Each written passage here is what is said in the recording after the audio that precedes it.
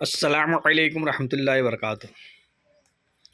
ये देखिए, आज हम आपके सामने एक बार फिर से अल नूर क्रीम के बारे में बता रहे हैं। इससे पहले भी हमने अल नूर क्रीम के बारे में आपको बहुत सारी जानकारी दी है और जो लोग इसे इस्तेमाल करते हैं वो इसके बारे में जानते हैं।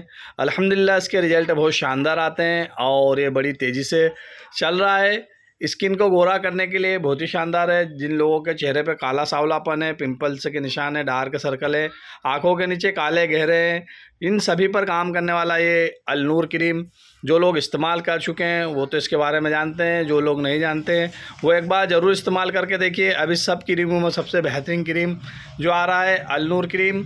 और ये इसके साथ हम आपको बता रहे हैं बेनज़ीर कंपनी का साबुन होता है। ये पैकिंग वाला साबुन होता है। अगर इसके साथ आप ये साबुन को इस्तेमाल करते हैं, इसमें हमारे पास बहुत सारे साबुन हैं, जैसे चारकोल है, ग्लूटाथियोन है, हनी साबुन है, गॉड मिल्क साबुन है। इसके अलावा और भी बहुत सारे हमारे पास आइटम है। स्किन संबंधित अलजीनत क्रीम है, अलहूर है, अल नूर है, लुलू क्रीम है, फास्ट ग्लो क्रीम है, शिफा ग्लो क्रीम है। बहुत सारी और भी क्रीम हमारे पास अवेलेबल है।